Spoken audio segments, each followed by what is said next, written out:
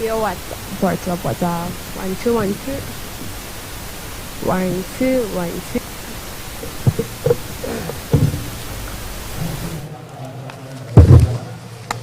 1 2 1 2. Mic check 1.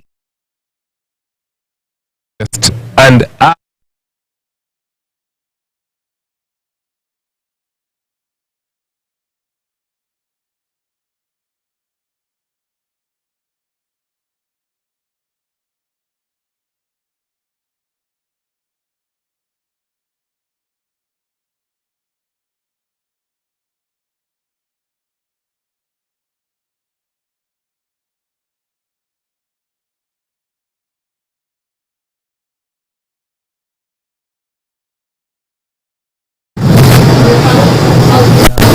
No? Yes? So this group here is done. Are you done? Almost, so that's 1 minute. Okay, here? Almost, yes, 1 minute. Alright. The group of royals, are you done? Okay. Naweza kuwa mnafinisi na mnafinisi.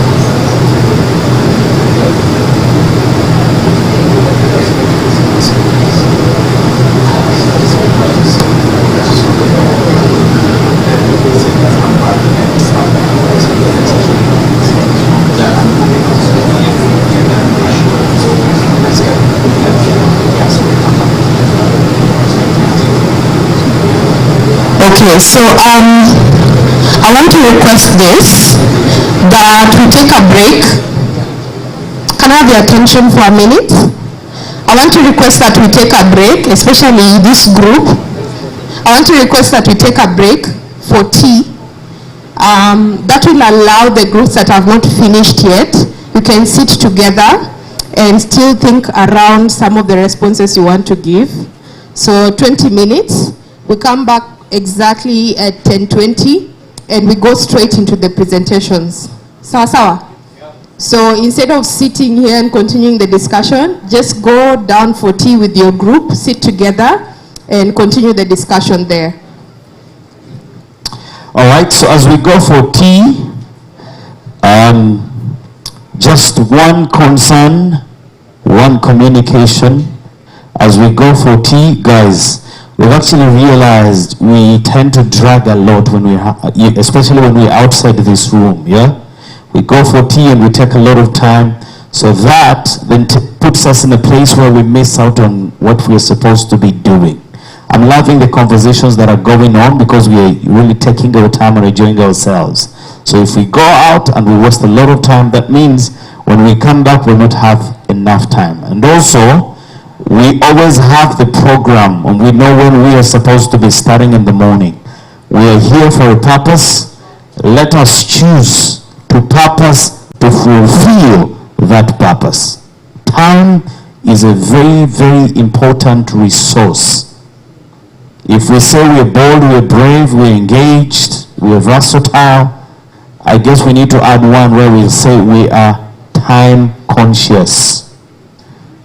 Okay? It's a big concern and very disheartening that at a time when we're getting done with our first presentation and our first engagement is when some of us are actually walking in. That means we are missing out a lot. We cannot shape our destiny, we cannot shape our future if we choose to waste time. And I use the word choose because I'm very particular. it is your time. You know, you must purpose to plan and wake up early. You know, go have your tea in time so we can be back and have everything within the same time. So let's purpose to be time conscious. It's very, very important. I felt we needed to put that across because it's going to help all of us. Please. And that being said, our being time conscious begins now as we go for tea. Tea is ready.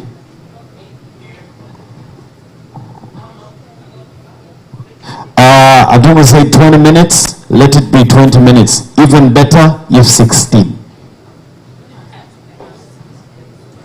So the other 4 will be back to... The 20 minutes involves us going out, having tea, and being back here, by the way. Not only for tea. So use the 2 to go down. You're left with 18. Use 15 to take your tea. Use the other 3 to be back here.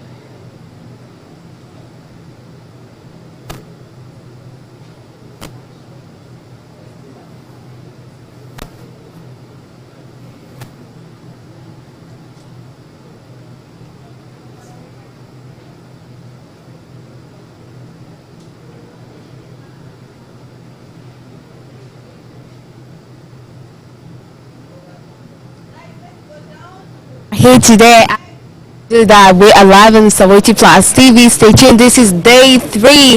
My name is Shama with my host code. Easy VQG, man. Yeah, you get the vibes. We are young people for young people. Oh, yeah. Yeah, exactly. And you know, I woke up in the morning, it was very cold, and I was wondering, you know, how am I going to lighten up this day? How am I going to warm up myself? And guess what? We are here to warm you up because I'm already warmed up. You know what it is? It Shama, is you what look it so is. nice. Of course. Let's first talk about you. Who designed you today? Oh, wow. For people that are not watching but you're listening in, let me tell you what Shama is putting on right now. Should I? But Shama, you're looking so amazing. How's your Eid? How's your yesterday? How did everything go? How did you feel about yesterday, the entire day?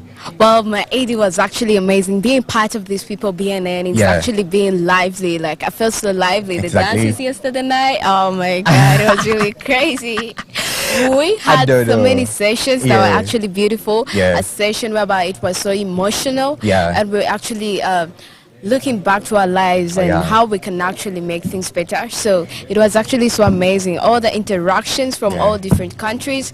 It was a beautiful moment. Exactly. And you know, if you're wondering what we are doing down here at Las Vegas in Bunga, you know, it's the BNN Youth Summit, and we are looking at the future. You know, we are looking at 2063, and this is going to be the future. You know, we are looking at the grand kids that we're going to be having. Shama, are you expecting a kid this year? No way. It's already late if you're expecting a kid this year and you're pregnant yet. But one thing we have to tell you is that Sawoti Plus is here for you to give you reliable information and enabling you, you know, to access SR entertainment, edutainment, because what is work without play? You know, it makes us dull people. I mean, and this is day 2, and we are expecting a lot from a lot of people. You know, of course, interviews are going to be happening.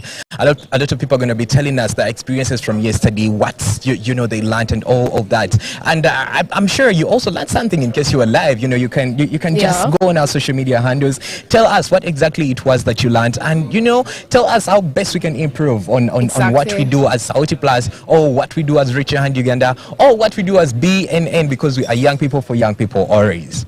And, you know, some people on social media, Shama, were wondering, how can they join BNN? Could you have a clue on how people can join BNN? Well, I could say you're already a BNA and you wanting to be part of the BNA. Exactly. You can just look out for our social media platforms. It's always there, and you're ready to sign in. We're ready to work with you. Yeah, exactly.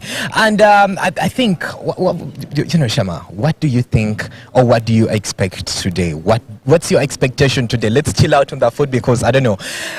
I might end up renting here or hiring a room here, because what is this? Let's talk about the experiences and all that. What are you expecting today? Well, to be fair, of course, I'm expecting like a lot of vibes today, because it's day 2. We already know each other. We have interacted. Exactly. Like, so many good things are coming up, and we are going to be talking about more. We're going deep into BNA. We want to know deep more about the youth, what we're actually going to be doing in this platform. Like, what is the platform for? So we are going to be interacting more and more and more. We're going to have good vibes all around. And please, the hashtag is still BNN. We are still... Look out for all our social media handles on Twitter, Facebook, Instagram, and TikTok. We are doing also TikTok videos, because we are young people for young people. Oh, I mean, we have to be fun, Exactly. And for those of you that are just joining in, this is Sauti Plus TV. My name is Izzy QG, and with my co-host, a beautiful lady, Baby Shama. Baby Shama. Oh wait, you now upgraded I'm a to baby. but how old are you? When is your birthday, Shama? When is your birthday? Because at this point, I need to know the exact year you were born. Oh, when you still calling yourself a baby? I'm still a baby. All the babies are born in 2003, 4. You get we're still. I'm still a baby. True. And big shouts to our producer. Our producer is always pushing us hard. Ian, thank you so much. Yeah, he's very smart, man. This guy got the biggest feats, and and I really want. We shall host him one day, and you see who is always behind our looking nice, our verbal and each and everything. But for now, I think let's first dive inside and come back with people that we're going to be hosting today. Let's come back after this.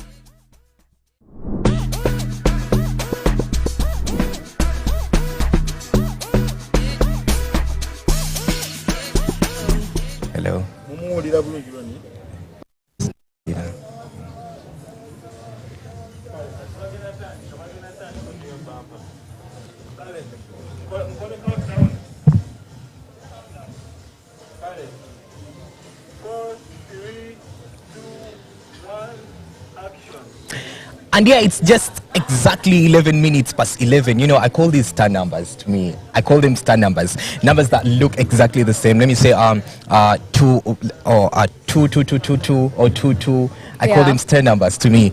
And you know, we are still down here. We are still vibing as young people. You know, we are still creating connections as well as, you know, branding ourselves and looking at the agenda, you know, 2063, how best do we want our you know, our Africa to look like, you know? Shema, it's a lot that you know I'm expecting today. But before we dive into serious conversations, or you know, conversations are gonna give us a lot of hard time, let's first introduce our guest, because what is this, man? We have a celebrity seated on a round table with us. Let him introduce himself, tell us who he is and why he is here. The problem is when I start introducing myself, I could take the whole day. Oh my god. So we should limit you? Should we set a timer? That's going to be the biggest problem. You got all the time. Yeah, but I kept it easy. I mean, my name is Ronnie McVex, aka Mr. Good News. Okay. I'm a communicator, I'm a broadcaster, I'm a radio TV show host, I'm a producer, I'm a corporate event host as well. But most importantly, especially like today, I am a cultural icon with Richer Hand Uganda. Wow. And I am, I don't know if I should keep saying I'm a young person. You should. I mean, whatever you're pulling out inspires someone out there. I love it when I see young people doing amazing stuff. Yeah. Because, you see, it gives me just a nostalgic feeling of how I was when I was where they are. Yeah. And especially now, just how you talk about, well, how we want our continent to be in the year 2063. Exactly. So it makes a lot of sense. So I love it when I'm with young people. Yeah. I love it when I empower young people. Yeah. Because I know I'm not going to be here doing what I'm doing for long or for forever. But it gives me a lot of, you know, great feeling when I see young people starting to do what I am doing. Exactly. Because I was there then. There are people I looked up to. There are, you know, people I so much aspire to be like. Yeah. So it gives me a lot of joy. And for me, in a nutshell, that is who I am. I am inspired by, I'm a person inspired by what I see young people do, especially when they do what they love to do. Exactly. So tell us your journey. When did you start when did you realize that you can do communication, you can do public speaking? When did all this come out? Realizing, I don't want to say I really know when. Yeah. Because you see, there's something that starts and you just, it's just pieces falling into place. Yeah, true. You don't really know when you realized. Yeah. But all you know is that you've done it for life. Okay. I've done communication for as long as I think. I mean, each one of us does communicate. Even babies do communicate. Exactly. Yeah. When a baby cries, it means they are not comfortable. Yeah, There's discomfort. That's how they communicate. We all communicate. There are people, even when they say, "Oh, you're tired," and that person is always silent. Even when they're angry, you cannot understand. Yeah. That's how they communicate. Yeah, true. Yeah, you know, if someone is very talkative, when they go silent, that's a communication. You will say something is not right. But for me, basically, to communicate to people, it's always been my desire. Yeah. It's always been my passion. Yeah. And I think there are two sides to what you asked. Yeah. Professionally, yes. I think professionally it's about 15 years ago. What? Yes. Let's just put a pause on this. How old are you? Good thing I'm asking a gent, you know. If it was a lady, it would be different story. Let's go on. Okay. Is it right or no? Yeah. How old do you think I am? When I look at you, I can guess, but I think 13. But if you say 15, then that means because no one can start doing work at 15, professional work at 15, unless otherwise. You actually can start doing professional work at that age. We have people who started singing when they're very young. Justin Bieber is one of them. True. In this country, there's a guy called Young Z. Yeah. If you remember the guy, how old was he?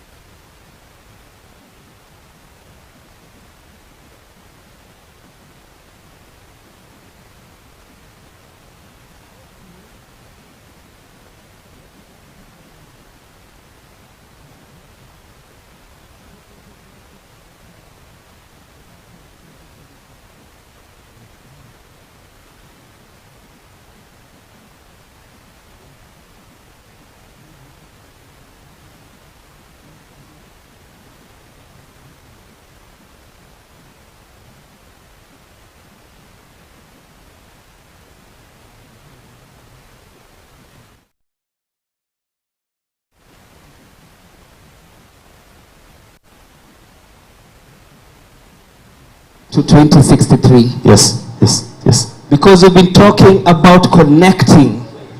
So let's connect these conversations. Now, MC Ronnie. Yes, Rashid. Yesterday there was a competition. Okay. Something that you missed out on. Work. It was a dance competition. Oh wow, beautiful, I like. And the biggest competitors were Kenya versus Uganda. Now, I want to challenge you.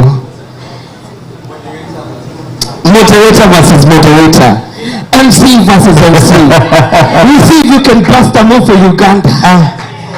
So Rashid wants to impose his political dances on me. Be the ambassador for Uganda. So, Anna, what do you think, guys? Uganda. Should we do this? Should it be MC versus MC?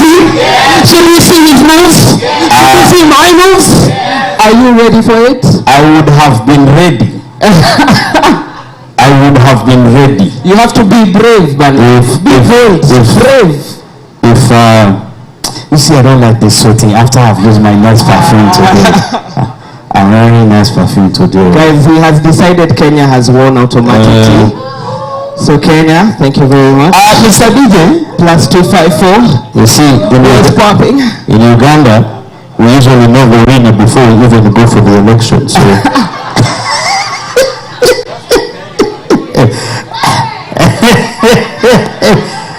Guys, I was joking. No way, move on, security, they grab me. No, I was joking. Okay, Rashid, okay, come on. But it's still hopeful. DJ, what do you have for me today? Alainam. And DJ, yesterday you were paid. Please. Hey! Please. Hey! You were paid. It was the payment. Hey, today I'm watching you. Listen, did he like take a side yesterday? Of course, Uganda side. This Tanzanian man. He's Tanzanian, by the way. No. I do not believe it because there was clear bias there. In Kenya, we say that tutakanyaga wire. I mean, we'll step on the wire. We'll ruin the equipment. We'll stop this already doing. Mr. DJ, let's do this. Okay, guys, so we're getting into the next session, but Rashid has challenged me, and his challenge accepted. Challenge accepted. Challenge accepted. Okay, let's go. Are you ready? My Kenyans, where are you? Make some noise! Uganda, don't make the noise. I am the one going to make the noise here. So we don't talk about, my friend. We just show up. You understand? What is there? You guys. What's it, guys? You guys. How do you dance this? So why are you backing out before it even began? But you see, I don't know how it was done yesterday. I don't know the drill. So you're going to lead. Whatever happened yesterday happened. Today is another day. So yesterday's results are null and void. Well done. Oh, please do remember we also have the Anglophone challenge. Yeah. People started closing their eyes. The Francophone people gave us the challenge. Now. Remember we have the Anglophone challenge. You need to think about that, guys. We didn't forget, We didn't forget. So think about it. As we're doing this, I invite people to come back into their groups. Please. Let's get back to our groups, guys. And be ready to do your presentations. Pick whoever is going to be doing the presentation so that we can get to that.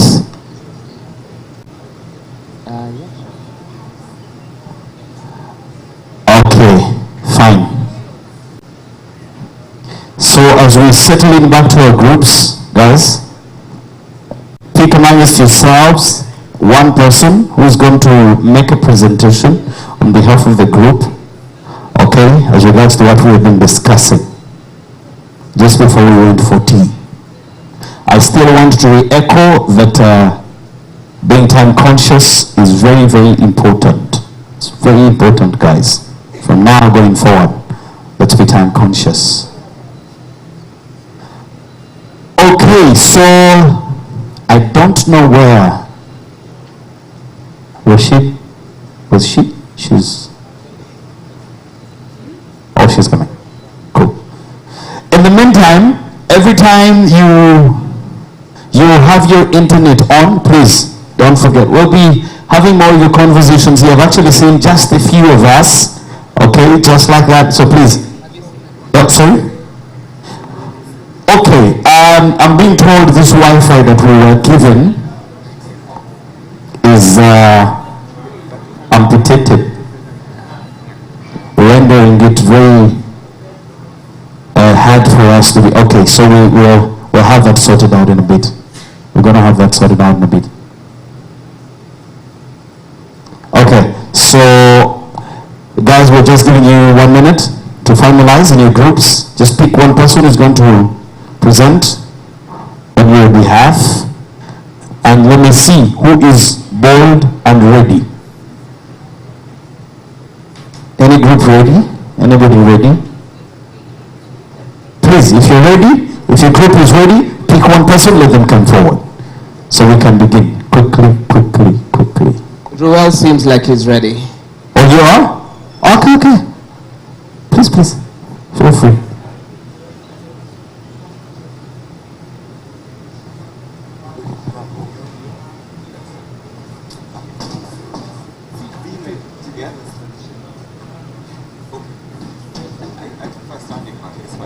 Okay, so we're gonna have a tag team in terms of the presentation. We're gonna take as little time as possible. Sure.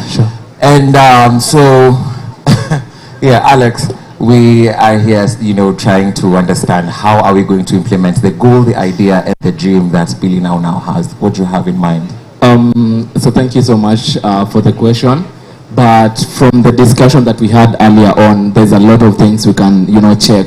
First and foremost is to understand clearly who are we dealing with. So when we do understand our target audience, number one, what's their age, where are they coming from, and exactly like what do they love doing. So we can tailor-make the campaign to ensure that it meets every other person in all their diversity, and as we try to be inclusive as possible. Yeah. Okay, so how do you think we're going to implement now the idea, targeting the government, targeting policymakers, targeting the community? So what do you have in store for us in terms of that? Yeah, so thank you for that too. So first and foremost, let's say if you're dealing with someone who is, let's have two personas. One person is in an urban setup. They have internet, of course, they have a mobile phone so they can access the internet. That's one person. The second person grew up, let's say, in the rural areas. They do not have internet access. Maybe they do have an access to a radio phone. So we do have to understand that how we tailor these two campaigns should be different. First, the person who is in the urban center, we can be able to roll out social media campaigns. We can do Facebook Reels, smart post, make sure that our posts are very engaging, and they're aiming towards ensuring that we inform this person. But at the same time, you're not leaving out the other person who is in the rural area. Because we said we have to be inclusive, right? Now we can be able to target these people using Radio 1. We can do magazine, this print out, maybe infographics and so on and so forth. So we have a lot. Okay, as well, so we also understand that here in Africa we have diverse languages, and also that has been put into consideration in that having major languages focused on as well in terms of creating the messages, that we're not only focusing our messages on English as well. If we have to target all communities, have messages as well in the local dialect. We can't have then all the languages in Africa, because that's a huge budget. Yeah, but considering the main languages that we have and focusing on, that's something we can be able to do to target Belize in their diversity, in their cultural diversity, as well as in their young people diversity. Yeah, right? Also, to add on that, basically, when we mentioned about having champions, let's say a setup like this, of course, we have different people being represented, but how do we ensure the sustainability of this movement? So first, we can pick champions from this, event who can go back and preach the same movement ideologies or philosophies to their people. Now, this will ensure that they empower other people who are not here, and they continue doing the same thing over and over again, bearing in mind that they understand their audience, so they can choose any language that is acceptable, widely acceptable in that particular area. Okay, that's great. And so when we have to look at policy space, how are we going to implement this in a policy setting, in the government setting? How are we going to target them? So in a government setting, we have to look at it 2 ways, to look at the, it in 2 ways specifically. So the first one is number 1, lobbying. Yeah, I understand a very bright group member came up with that word.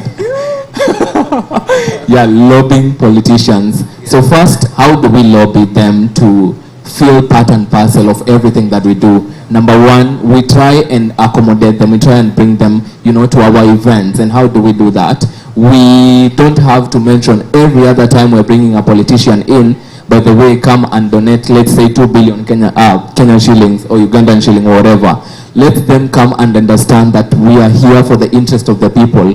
We are here because we understand the problem is in the community and we want to solve it.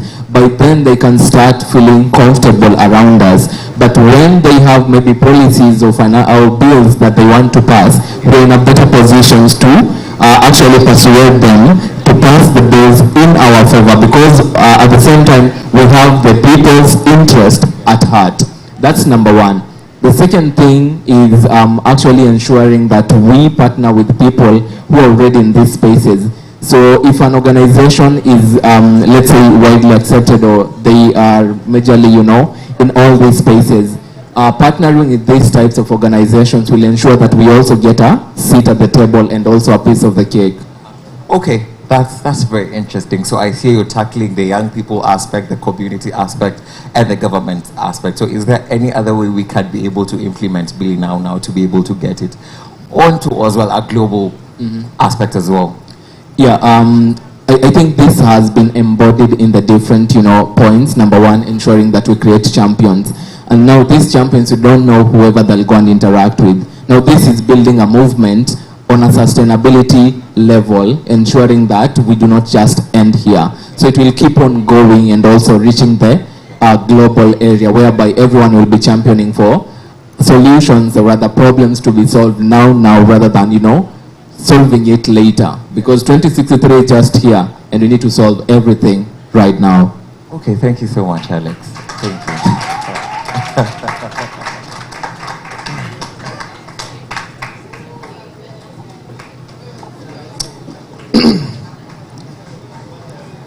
Well done, well done. Keep it up, a very good group.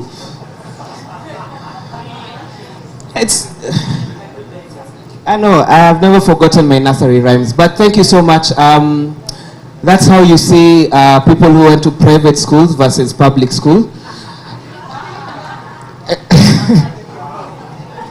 No, but honestly, that was a very innovative way to do the presentation, so thank you to that group. And it's setting pace for the next group that is going to come along. I would like to invite this group. You ready? Yes, so the stage is all yours. Karibu.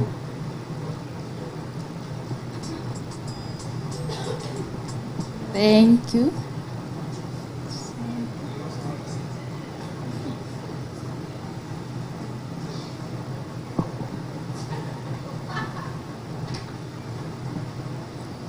Good morning, everyone. Our group is Group 4. We are given this question that what are we going to do to achieve this goal? And we cannot just achieve a goal without the goal itself. So we came up with a goal which says youth empowerment. And our implementations, we looked at planned workshops, organized workshops. We need to involve youth, like this activity we are doing now. This is one way of empowering youth. But this is not the only way we can empower youth, because there are other youth who are in the grassroots level. How can we reach up to them? We need to have focus groups discussions. It's not all of us that will get chance to speak here today. There are other people who are not familiar with this language. So we need to have focus group discussions whereby we need to at least work on the language barrier. Like if I'm not fluent with English, at least someone who understands my language need to come and talk to me. So we need to have that focus group discussion whereby we allocate people who fit for such kind of group, like in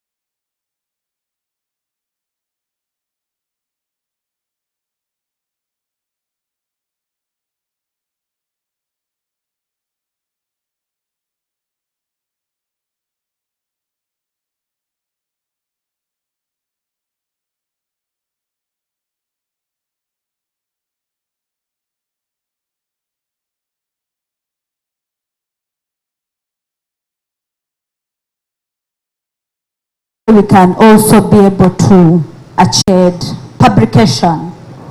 In this way, what am I trying to mean? Come up with the reports, we post on different platforms. It can be social media, Twitter, Facebook, and in that way of doing, you're trying to trigger the young people who are most common to be on social media to give in their feedbacks. And from the feedbacks they can be giving, you can easily tell, okay, this is what I want, this is not what I want, and you elevate and be able to get what you want. The exact, we call it quality, the quality information you want on ground. And then we also looked at having annual engagements.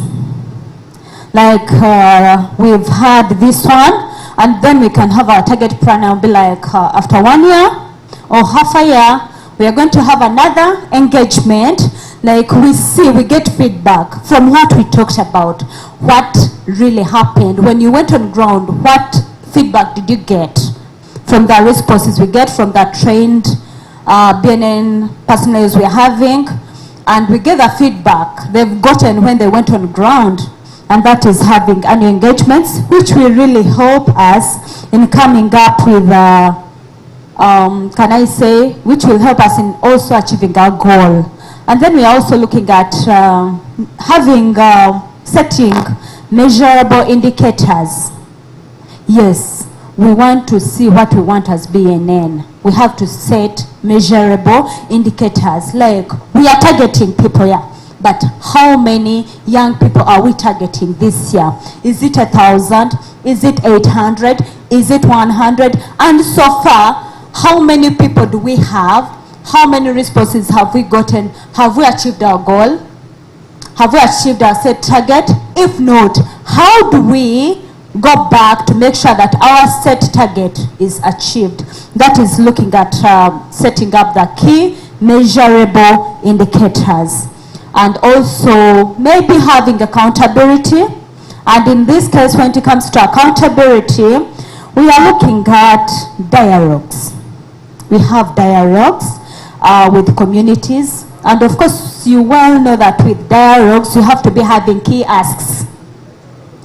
The key asks is your main objective. You can't just go and just carry out a dialogue when you don't know what you're asking.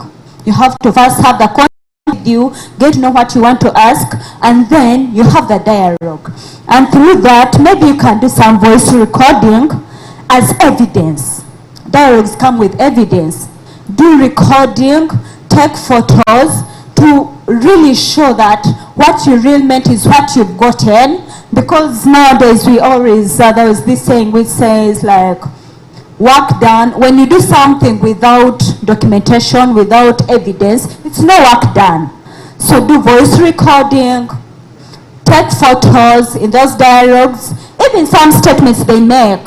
You try to give pop-up messages so that you have real content, like what people have said or what they have in their mind, but not just assuming.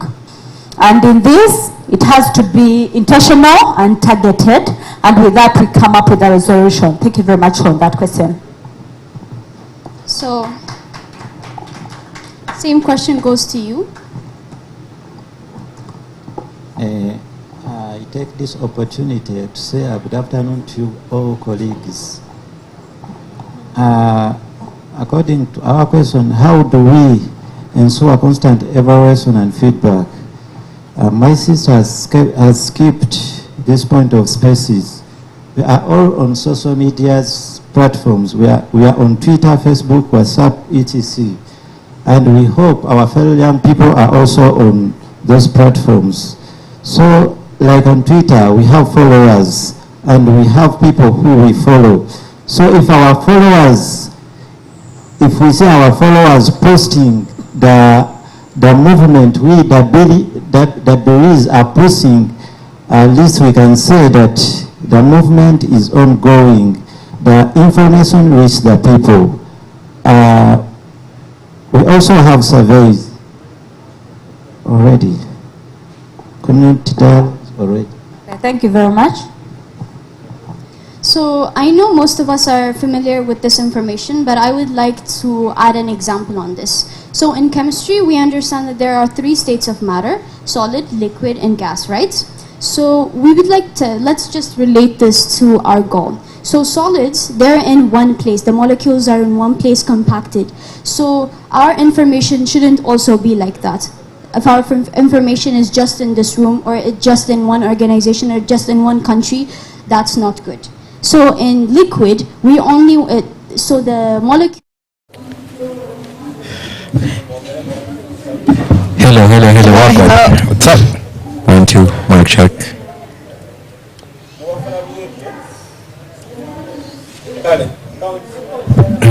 Shama, you come in the intro, yeah? Okay. It's a day 2 of BNN. Being right here, it's feeling like so lively, and I'm so happy being part of the BNN because I'm brave actually. As a young person, I'm so brave being here. Yeah. And right about now, we are here with someone in the building with my co-host. Yes, I'm cool guy right here. And if you are out there and you are wondering, you're still wondering what we are doing down here. Yeah. We are looking at the Agenda 2063. We want to see a bright Africa, East Africa, we want to see everything changing, exactly. We're participating in each and everything, and that is the main agenda as to why we are here today for the BNN Youth Summit. And it is exactly 12, man. It's only 1 hour to lunchtime. Yeah. You know what I'm talking about? That's it. But hey, we're going to guess with us right now, and it's going to tell us what he does, who he is, and where he comes from. I feel like there's so many questions already. Sadly, it's the same questions I ask people. It's the same questions I ask. And so my name is Joel Okeyo. I come all the way from Kenya. I am a billionaire now champion. We're going to get into that later in the conversation. But I am a billionaire now champion. For the sake of today's conversation, let us be related. I have so many titles which would be relevant, very important today. But so all of Kenya, and here for the billionaire now summit. For this summit, where we get to create a Pan-African voice that speaks to the voices, for the voices of all young people in the African region. And we are hoping at the end of the summit, which is tomorrow, that we are one step closer to having that voice. And when we go back to all our different countries that are represented here, then we can say that, every young person, and we can access. Exactly. Is it your first time coming in Uganda, or you've been in Uganda before? Yeah, it is my first time. I feel so embarrassed because my mom lived in Uganda for some time, but I never came to visit. And then she went back to Kenya, and I'm like, chance just passed me like that. But luckily, I'm in Uganda now, and I love Uganda. So far, so good. I haven't had that time to visit the area and get the sightseeing better, because it's been party, but tell us any amazing thing you have found in Uganda so far. The food, man, you guys have food in place. I feel like each and everybody from Kenya says the food, the food. I kid you not, because the first day before we came to the hotel, we stopped by, I think there's a shopping center just before here. I don't know what it's called. And we had the airport as you're coming inside. After the airport, and we left the airport, and then we had to change currencies. So after changing currencies, we saw a place that sells food, street food. So we are doing something. Thank you very much. And we apologize that we passed the time limits. Thank you.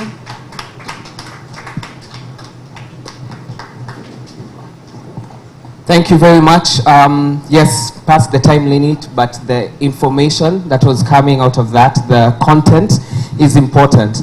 And, we like to say we trust the process. We don't want to rush the process. We need to hear, we need to listen, we need to get, everything and that you're trying to communicate to us, because it's important. This is for the future of young people, so we're not really rushing the process. So thank you guys, that was a good presentation. Thank you so much. I'd like to invite the next group. That would be that group, and then there's a group there as well. Yeah, so you'll be after this group.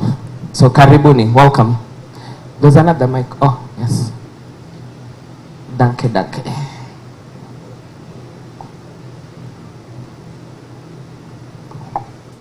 So Kenyan ones, you can literally just shove one in your mouth. Yeah. And I guess here you have to eat in moderation, man. You can't just swallow it for one. So the food is and the kindness of the people also. Kenyans are rude, man. We're always rude. So the kindness of the people here is something. I always heard that Ugandans are polite, but I never. But you didn't believe it until you've tasted it. I came here and I'm like, okay, you guys are so nice. I even sometimes even feel like I'm used to having things a certain way, so I feel sometimes like projecting or reacting like this person is just so nice. I can't offend them in any way. It's gonna be so bad and they'll end up feeling so bad about it later on. So like, okay, let's just go with the flow. Okay, so besides you being a Billy champion, what else do you do in Kenya? In Kenya, I advocate for the rights of people living with HIV because I am HIV positive. So I advocate for young people who are living with HIV to adhere to the medication. And I'm championing to end the stigma. So what I do majorly is create content based on that. My content is majorly me taking my ARVs in public spaces. Because over the course of the work that I was doing, I was actually never on the video side of the media. I was more on the audio side because I have a podcast and all that. But as Kenya and other countries that are here, so if we raise that voice at once, I think it will be hard. As our group, we thought it would be hard, like clear. The next is influencers, networking with different people. For example, the influencers. It consists of different influencers. For example, the social media influencers, community influencers, the change makers. So these people have a lot of people that accept their information, that believe in them. So if we work with them and partner with them, we will see that our voice is heard louder. They will also help us to push the voice as advocates, and we'll be able to achieve our goal. So the next point is monitoring and evaluation. We cannot get to know what we are doing if we don't monitor our different activities that we do and evaluate to ourselves and know how far have we gone, what is missing in our work, what do we need to improve, and what did we do well. Another thing is documenting every activity that we do, or every single activity that takes place. If we document it and share it, for example, Uganda, we did an activity and we share it with the different countries, you never know, they may borrow a leaf from us and it may help out in even other countries. And we also have to make research. As advocates, if you don't make research, then something you're advocating for, it will not work at all. So you have to have evidence. For example, if you're going for engagements and you have evidence, you're going on television for a talk show, you don't have the evidence to back up the topic you're going to discuss about. It literally, they will ask you for the evidence. You're saying there is this problem taking place in a certain activity or in a certain community. You show us the evidence. What shows that it is really taking place? So we have to make research in that in every topic you're going to talk about, or every point you're talking about, you have evidence that backs it for it to be powerful. And then forming advocacy plans. It may be every year you make an advocacy plan, or a plan you're going to follow as you're advocating, the different topics you have to talk on, or what are you going to do at what time. So this helps you to guide you on how you should flow. Thank you very much. So the next question was, who do we need to involve in order to achieve this goal? Not forgetting the goal is advocacy. Someone may understand it as voicing or raising the voice for the voiceless. The very first people I would like to talk about are the community members. You cannot say you're lobbying for and just changing the scenario of how that looks like. And so I decided to start taking my ARVs publicly, because I haven't seen anyone do that. If you see anyone else do that, just know it came from me. I set that trend because the much be facing a problem of teenage pregnancies. Maybe that is their biggest problem. And the other community, maybe early marriages because of the different traditions we have in Uganda.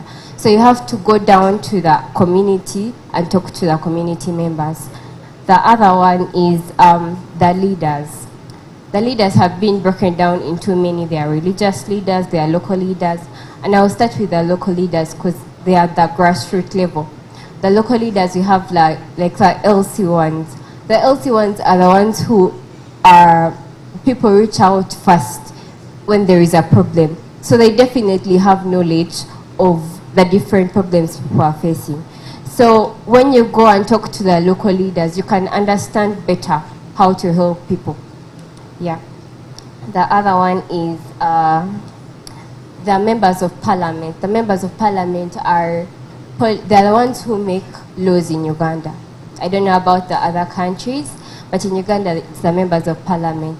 So when you engage with the members of parliament, when they are making a law, they will consider some of the problems you have issued out to them. Let me say if it is you're dealing in a campaign of menstrual health and you want to see how to help Ugandans, like Ugandan girls who cannot afford the pads, you can talk to the members of parliament and they will see a way how they can put that into the law, maybe reduce the taxes, like put 50k views and comments you know, like 1,000 comments. Like, anybody got time for that? I'm not going through 1,000 comments, man. I have a life. I'm not going through 1,000 comments.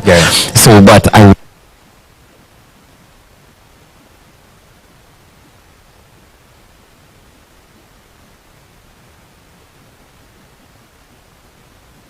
them, your voice can be better heard because you're working with people who are how do I say?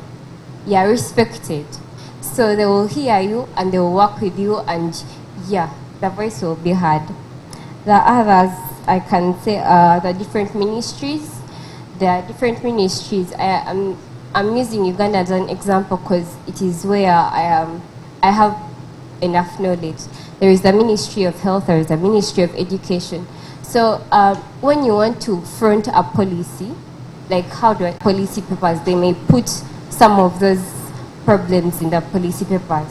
Yeah, thank you so much. That is it.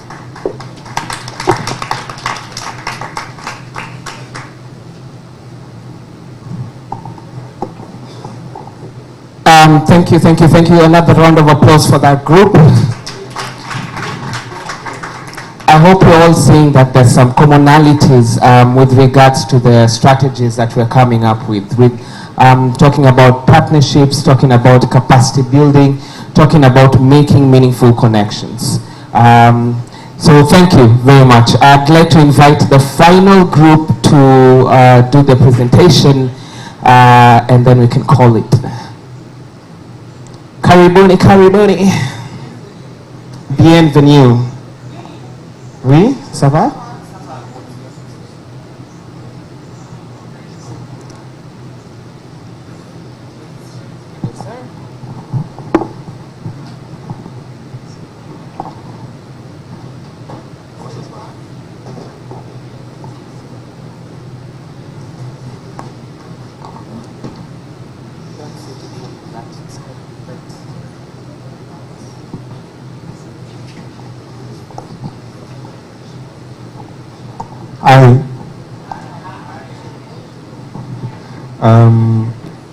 Notre objectif, c'était un peu plus sur l'autonomisation des jeunes. Our main objective was more to do with youth empowerment. D'accord. Je vous raconte notre expérience au niveau du Burkina Faso. And I will tell you about our experience in Burkina Faso. Nous avons eu à référer 37 500 jeunes environ. 37 500 jeunes. There was an activity that involved 35,000 youth. Pour des services de santé de la reproduction. For sexual and reproductive health. Grâce au programme Billy Now Now. Thanks to Billy Now Now as the facilitator. Parce que nous avons des partenariats avec des services de santé. Because we are partners with the healthcare providers. Maintenant, quand on part vers les jeunes pour faire des séances de sensibilisation, parce que nous avons des activités comme les causeries éducatives. Now, as we were interacting with the youth about sensitizing them for the activities for health, dès qu'on arrive, souvent dès qu'on parle de santé sexuelle, il y a d'autres qui disent qu'ils ne se sentent pas dedans, inclus dedans, parce que eux, ils ont d'autres problèmes supérieurs à ça. And when we talk about health, sexual health, many of them, they reject the idea, feeling that they are not involved because they have other more pressing issues.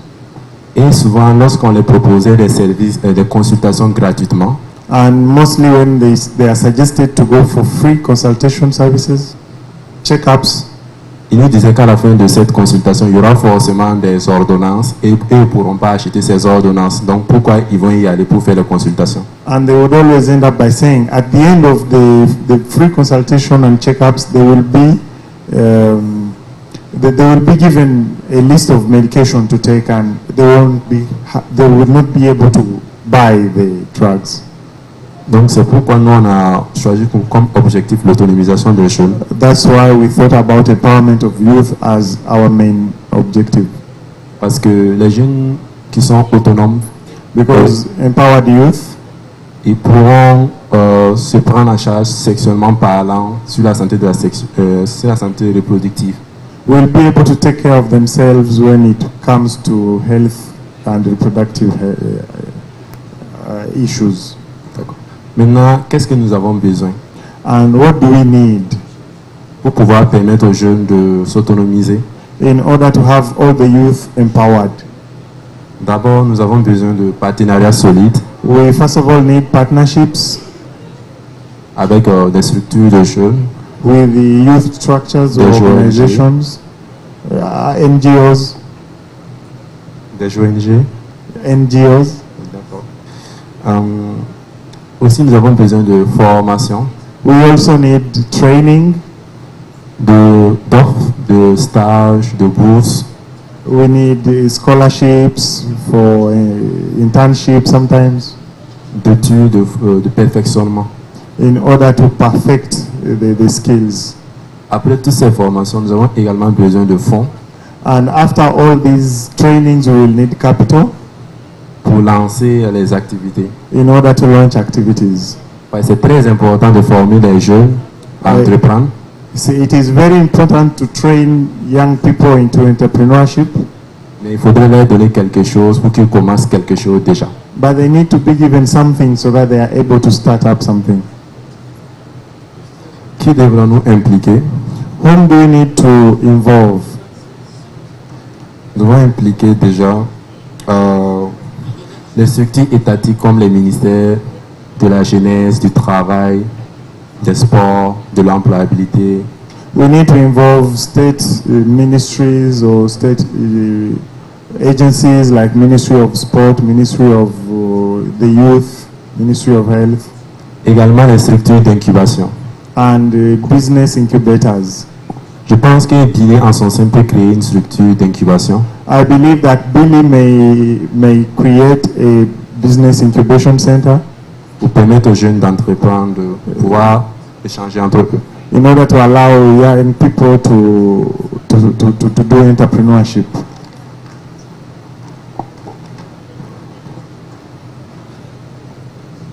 Qu'allons-nous faire pour résoudre pour réaliser ces objectifs? What are we going to do to achieve this dream?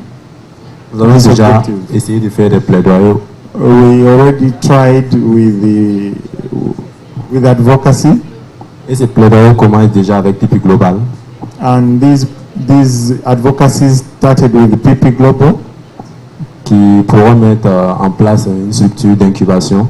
Which will establish a business incubation center. Pour permettre aux jeunes Billy, in order to allow to the young Billies, de pouvoir mettre en place des activités to establish economical activities. Ensuite, nous allons créer des émissions. We will also create data, content. Hyper créative et amusante. Creative and fun content. Qui permettra aux jeunes de comprendre des concepts liés à l'entrepreneuriat. Which will help the young people to understand entrepreneurship concepts. Et ainsi, and in this way, les jeunes pourront démystifier, on pourrait démystifier le mythe qui est que les jeunes ne peuvent pas entreprendre. This will help to demystify the concept that young people cannot be entrepreneurs. Également, nous voulons créer un espace We also need to create a space où les jeunes where young people peuvent discuter entre eux autour des thèmes liés à l'autonomisation. Where young people may discuss issues to do with empowerment. Nous on appelle focus group d'entreprises jeunes. Which are called entrepreneurship focus groups for the youth. Dans ces focus groups, in these focus groups, les jeunes pourront entre eux, young people among themselves, échanger leurs idées, will be able to share ideas, permettre à eux tous, in order to welcome everyone, de pouvoir mettre en place quelque chose. And be able to start up something. On prend l'idée d'une personne. We take the idea of a person. On étudie ensemble. We study together. Tout le monde donne ses idées.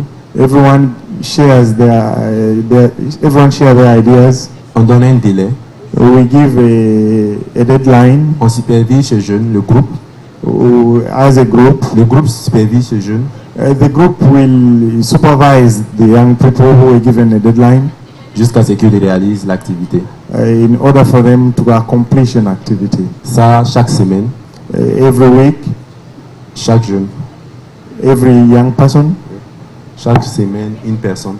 Oh, it will be like a rota, 1 week for every person.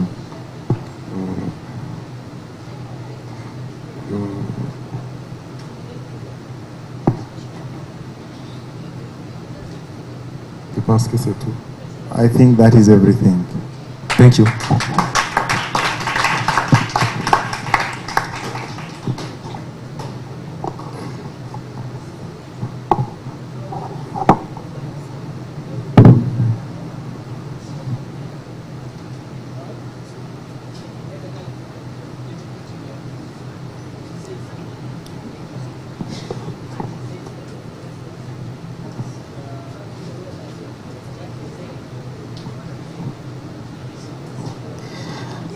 So, merci beaucoup, monsieur. Thank you.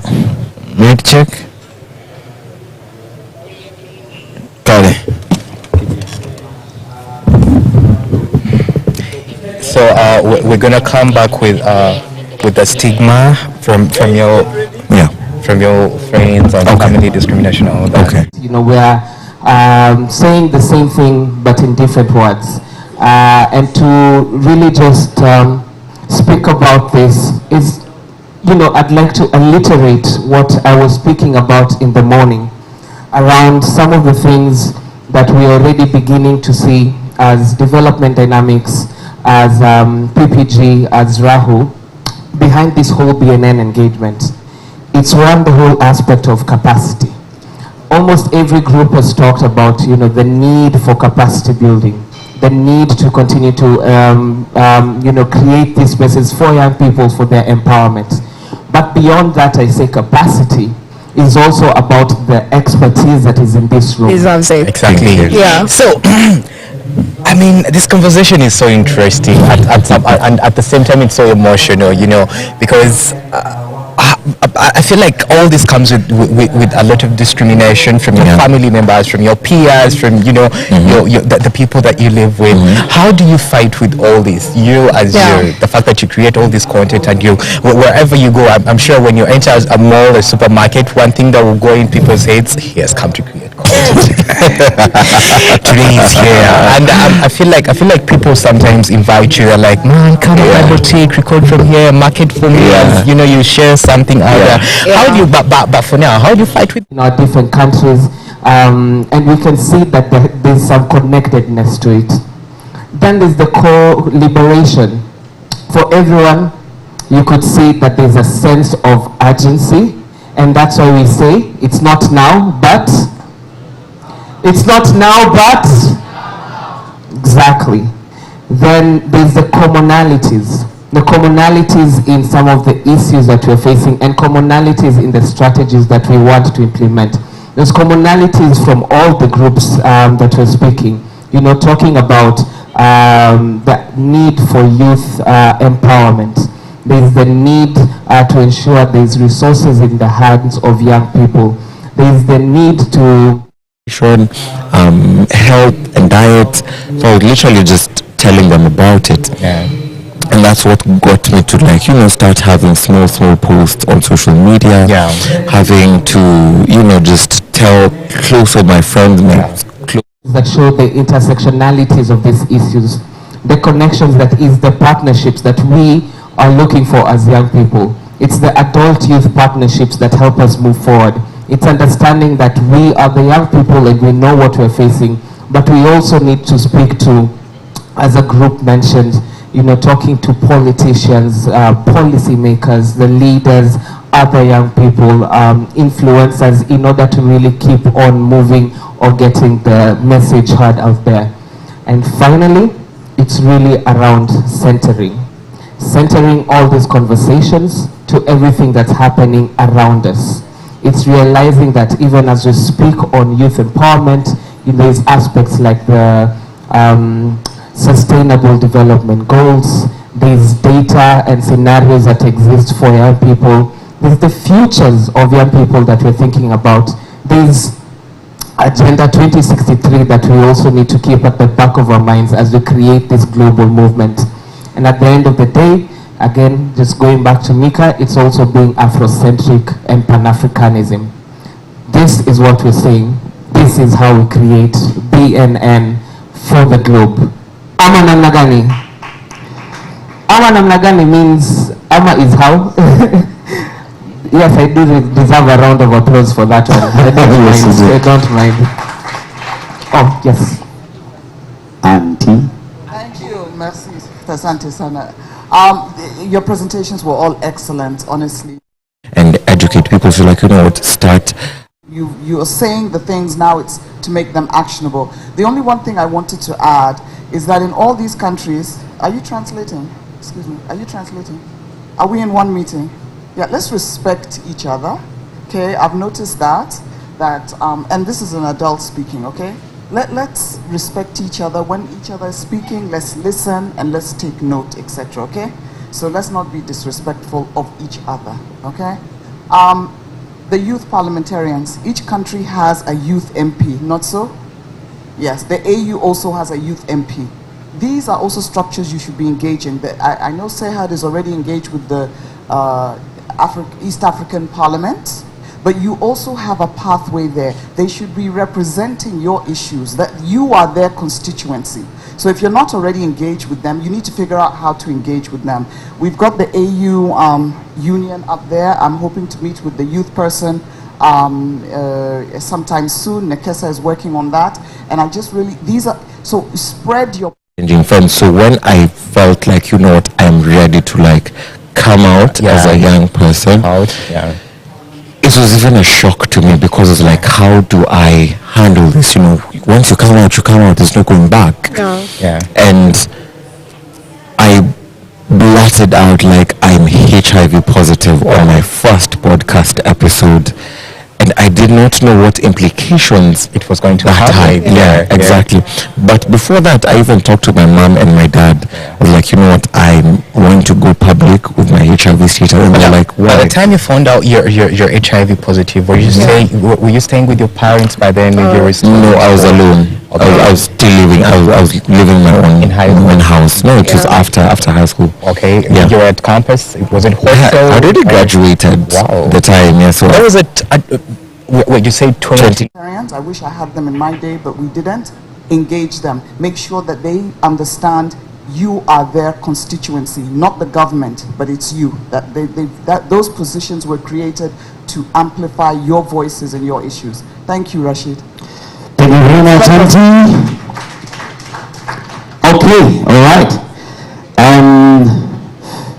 Well, I must say, please give yourselves a big round of applause. Like I said, all your presentations were brilliant, and each one of you had a stake in sharing in your groups, and then we were represented by a common voice. Now, I'm going to request, I've realized when we step out, people tend to be in their own corners. Oh yeah, I know Rashid, and that's all. So, in the next session, there's going to be an exam. A pretty simple one, okay? So in the next 2 minutes, I'm going to ask, wherever you're seated, please mark your seat. We'll get back to your seats, okay? In the next 2 minutes, I'm going to ask you leave your seat, go and reach out to 3 people, get to know their names, get to know where they're from and what they do. 3 people. I'm about to tell you to start. So 3 people. I want you to get 3 people, and these people should not be your closest people. Okay? So 3 different people, their name, where they're from, and what they do.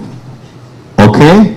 And now, the next session, we shall ask randomly. So I'll be coming around, I'll pick you by random, and I'll say, the 3 people. In the hopes that, maybe if I stop posting and I stop doing this, people just forget about it, and I won't talk about it anymore. But then again, I'm getting reactions from my podcast. So one time I was literally so down, and I was like, I wanted to delete my podcast page. I wanted to... I'll give you 2 minutes. Please remember, get to know 3 different people, what they do, know them by name, and where they're from. And the 2 minutes start now. DJ. 3 different people. We have 1 minute and 50. Very suicidal. So once he said, like, what do you mean you had me from the Philippines? My podcast just came out like what, a month ago? It's the Philippines. So I went to check the statistics of my podcast, like, it's already in 35 countries. And the engagement and the numbers were really, really amazing. And I had no idea because I was already giving up. And so that message from the guy in the Philippines literally made me want to, do more. And so this was also as well a learning curve for me when it came to disclosure. And I tried to handle disclosure the best way possible. And one of the ways I go about it, if someone asks me how do I disclose, the first thing, before I even go to the information of disclosing, the first thing I tell this person is, you need to be so strong and you need to be so brave and courageous of your HIV status that if someone rejects you because of your HIV status, it will not affect you.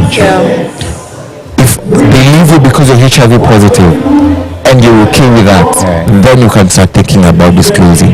But if you disclose and you yourself you haven't accepted, you will self-hate yourself even more. The most, So that's one thing I tell people. How comfortable, how strong, how courageous are you with your HIV status? You don't have to tell everyone, but how strong are you personally to handle that rejection, Because, that rejection really hurts to know that, yes, I'm a good person, I'm everything you wanted, but my HIV status is it's a barrier between us. That's a huge deal breaker for so many people. So unless you're very strong and courageous, don't disclose. Work on yourself. I would like to ask, you go through this and how do you when you went to feel okay, you want to loosen up, do you kind of meditate and you're okay, this is too much. Let me go, okay, what do you do when it comes up when it's so much, the attacks and all that, when it's really so much? Oh, I return it to the same energy. I return it with the same energy. Sometimes fire with fire. You can hate and show you minds twice. And then sometimes I have to stop myself because I'm like, you guys, UNICEF is watching you, right? This potential, funders and supporters are watching you. You have a community that I have to represent, I have a brand that I need to maintain my brand. So I'll either ignore your statement, but if it's something I can slice you with in a nice way, I'll slice you in a nice way. So the energy, you give me this nice energy, I return nice energy. You come combative, I also combat you as well. But so, I just let loose by just taking it a day at a time. So what organizations have you worked with in creating all this information so that young people can access it? What organization you can make them? You can name them, just a few organizations that you are working in hand with to always come. I am currently here because of Billy Now. Yeah. So Billy Now is an organization I'm working with. Yeah. Okay, it's a Reach a Hand Uganda. Yeah. Planned Parenthood Global. Yeah. Y Plus Global. Y Plus Kenya. Yeah. UNICEF. I have Kenneth and Jacob's House. Yeah. I have quite a lot. Yeah, they're quite a lot. So I'm trying to like remember which are which, but I think I would say those are the main ones. I could say like the national government of Kenya. To an aspect like NASCOP. That's the National AIDS and STI Control Program. We have the NSDCC, National Syndemic Disease Control Council. And these are all big organizations, by the way. All big organizations. Yes. So, and well, we've talked about your life after you testing positive and the life you live. But what was life like before? Like before you? Let's talk about your life before. Your teenage life. How did you enjoy it? And with that question, you have to tell us how best do you think, because you've traveled, you've been into a lot of countries. And what do you think should be put right in line with young people accessing SRHR information and services? Because we as Sauti Plus, we enable young people all over the globe to access SRHR and services and all that. But the fact you've traveled, I'm sure you've seen quite a number of things, mistakes and all. How do you think in Uganda we can improve that? Not only in Uganda, I would say regionally, because I've seen it in South Africa as well, in Kenya, and one of the best ways we can go about it is the person who that, how do you call them, HTS, HIV testing and services.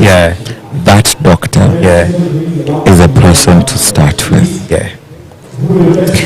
Because it's that person who determines whether me being positive will destroy me or make me a better person. And the best example I can use is that people living with HIV don't have information. We are focusing so much on quantity over quality. We want to get the numbers, but we're not looking at the services we're offering.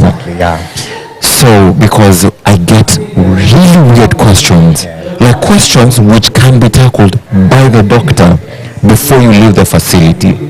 Because someone will ask me, how am I supposed to take my medication? You see that question, how am I supposed to take my medication? Who's supposed to answer that best? Is it me or the doctor giving me the medication? When someone asks, how many times a day should I take my medication? It's the doctor, of course, who's supposed to give you that information? It's not me. I am not a doctor. I have to keep on telling people I am not a doctor.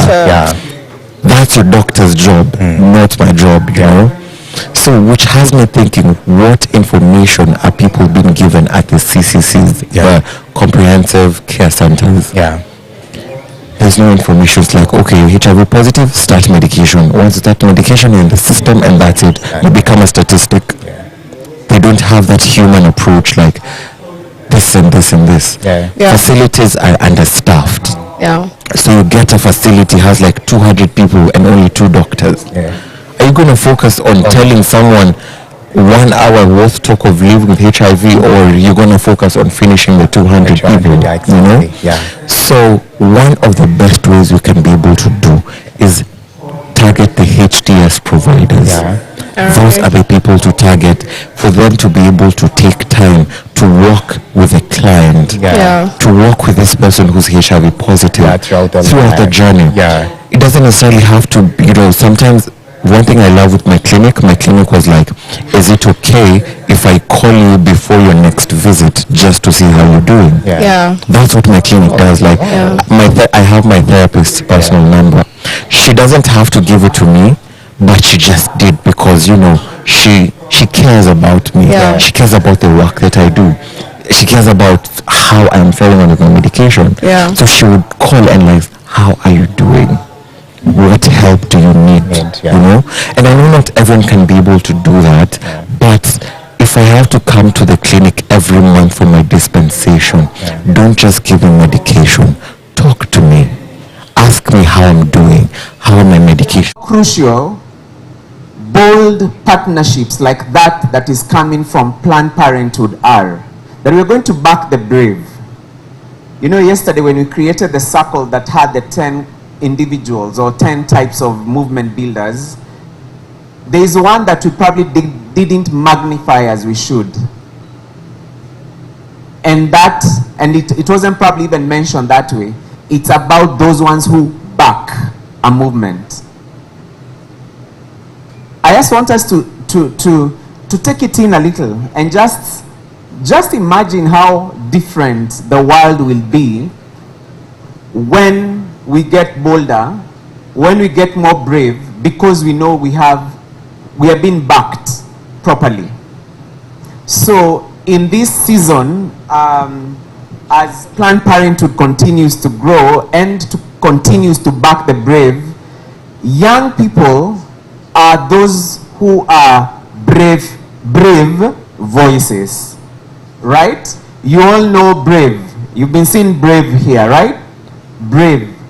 It speaks about bold, resilient, aspiring, versatile, and engaged.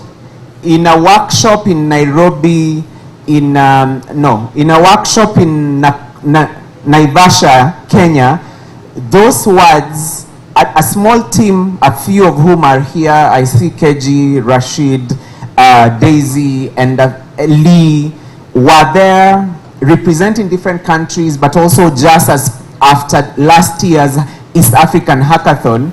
And those words are the words we came up with to signify brave. Today, I'd like to give us a challenge before we go for lunch. And that challenge is twofold, from an Anglophone side and from a Francophone side. I don't know for Francophone how it will be. I'll receive guidance. But for Anglophone team, there are two words that we are playing with. We have grown and seen that our manifesto, even when Rashid passionately gave it to us on yesterday, it's around brave. It's around bravery. Planned Parenthood Globe is backing brave voices, and young people are the brave voices. Today, in our groups, I want us to take a manila paper or a flip chart and write brave, those words there, and then write voices. And let me know what you think from each group based on the conversations that we've been having till now, based on centering this on Agenda 2063, based on intersectionality and accountability. I am challenging us right now to give us the new addition to brave, which is voices. Brave voices. Youth are brave voices. So you're going to receive a manila paper or a flip chart paper. In your group, please write voices and discuss what that could be, and then we'll hear what that looks like. Now, for Francophone, I don't know, because I didn't take my friend seriously, but I'm sure, is that the guidance you've given, Nachi? Yes, fantastic, fantastic. So, brave we know, now let's come up with voices. In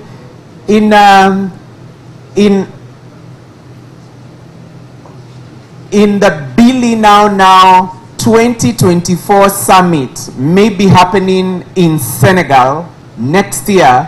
We want to have brave, and we want to have brave voices there, because PPG is backing the brave.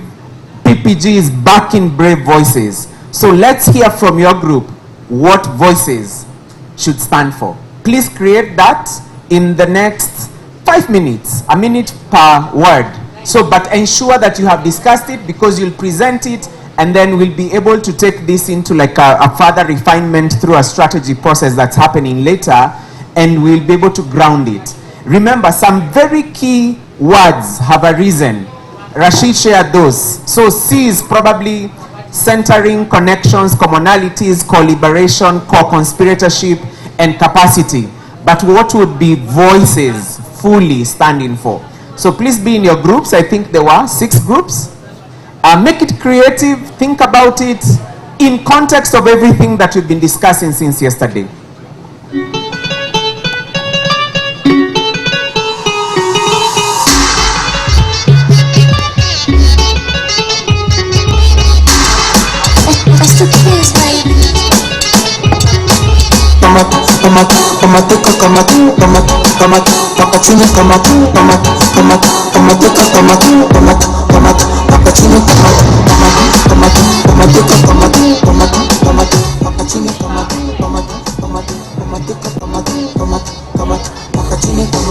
Kamata kiuno, kamata bega, kamata kichwa kando na bega, kamata kunini chalega, wanatashuka chini na nitega, yana kiboko, wanakanipenda makisambu cha koko, umeshagata, na mina nikalingo ni kande bokata, nasema kamata, kamata, kamatika, kamata, kamata, kamata, paka chini, kamata, kamata, kamata, kamatika, kamata, kamata, kamata, paka chini, kamata,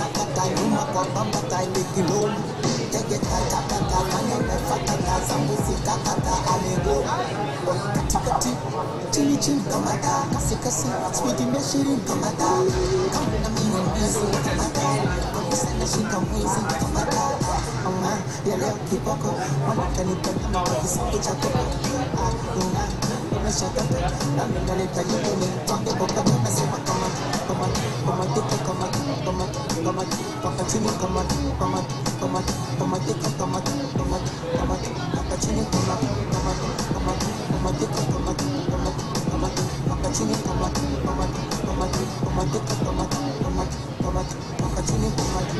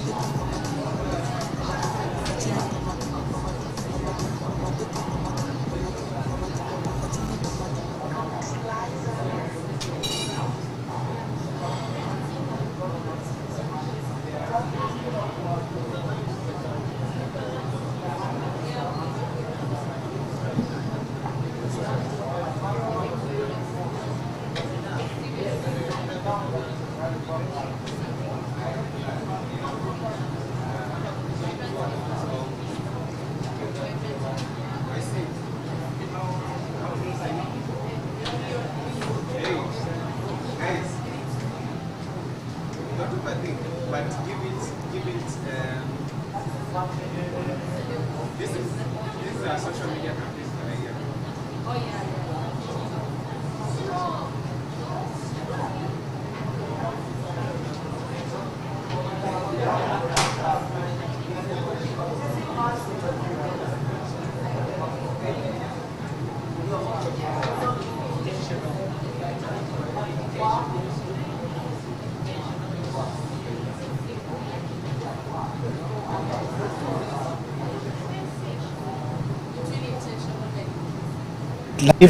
Yeah, it's live. Mic check. Hello, mic check. Hi.